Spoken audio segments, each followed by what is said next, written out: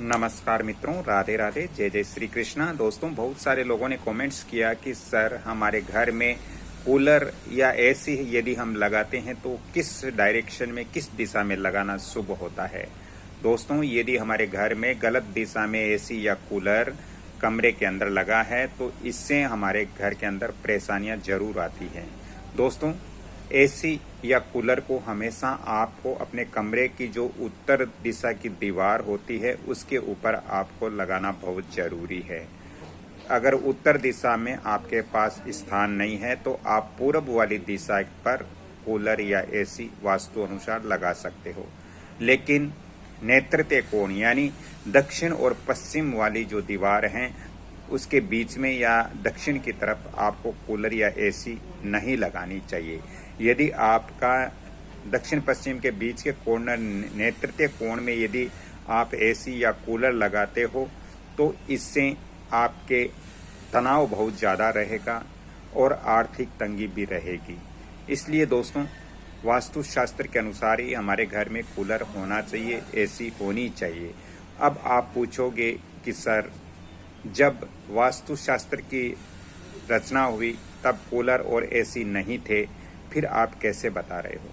दोस्तों, ये भी आपका प्रश्न बहुत अच्छा है, क्योंकि जिस समय वास्तुशास्त्र की गणना या रचना हुई उस समय कूलर और एसी नहीं थे, बल्कि उस समय हवा के जो साधन थे वो केवल इंसान के पास पेड़ पौधे, वृक्ष की छाया और उनकी हवा तथा ऊंची दीवारों की छाएं, या फिर लोग हैं वो कपड़े से ही हवा लेते थे।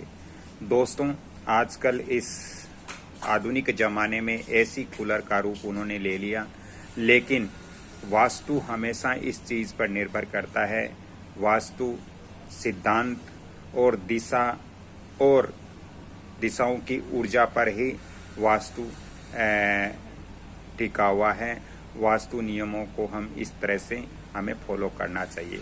दोस्तों, जैसे मान लीजिए कि आज हम बोलते हैं कि मशीनें नेत्रते कोण में रखनी चाहिए, तो क्या जिस समय वास्तुशास्त्र की रचना हुई थी उस समय मशीनें इतनी भारी भारी मशीनें होती थी क्या? नहीं होती थी। लेकिन उस समय भारी सामान रखने की जो दिशा है वो नेत्रते कोण ही होती थी। इसलिए हम लोग बोलते हैं कि भारी जो मशीन होती है वो नेत्रते कोण में ही रखनी होती है। तो दिशाओं के अनुसार और दिशाओं की जो ऊर्जाएं होती है उसके अनुसार ही हम यदि अपने घर के अंदर सामान व्यवस्थित करते हैं, रखते हैं, तो इससे हमें बेनिफिट जरूर प्राप्त होता है। दोस्तों, आज आपको समझ में आया होगा कि वास्तुशास्त्र के अनुसार हमें एसी या कूलर अपने कमरे के अंदर कहाँ पर लगाना चाहिए, कैसे लगाना चाहिए। दोस्तों, जैसे आज मान लीजिए आधुनिक टाइम के अंदर वाटर कूलर है ठंडा पानी के लिए, फ्रीज है ठंडा पानी के लिए, लेकिन उस ज़माने में, जिस ज़माने में वास्तुशास्त्र की रचना हुई थी, उस ज़माने में न तो फ्रीज थे, न उस ज़माने में ठंडे पानी के लिए कूलर इत्यादि थे। तो उस ज़माने में दोस्तों मिट्टी की मटकियाँ होती थी, मिट्टी के कलश होते थे, उसी से ही ठंडा पानी पिया जाता था।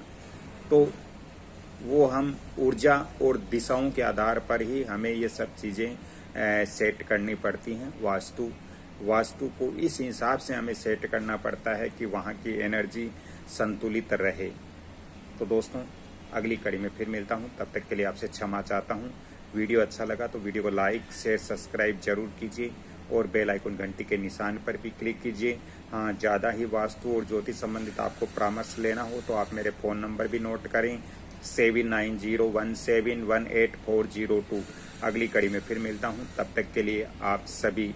हाँ दोस्तों, यदि आप संध्या काल या रात्रि काल जब शयन करते हो और यदि आपको नींद अच्छी नहीं आ रही है तो आपको एक मंत्र का जाप जरूर करना चाहिए। ओम वासुदेवाय, ओम वासुदेवाय। इस मंत्र का आप 21 बार जाप करके आप सोने की कोशिश कीजिए, आपको बहुत अच्छी नींद आएगी।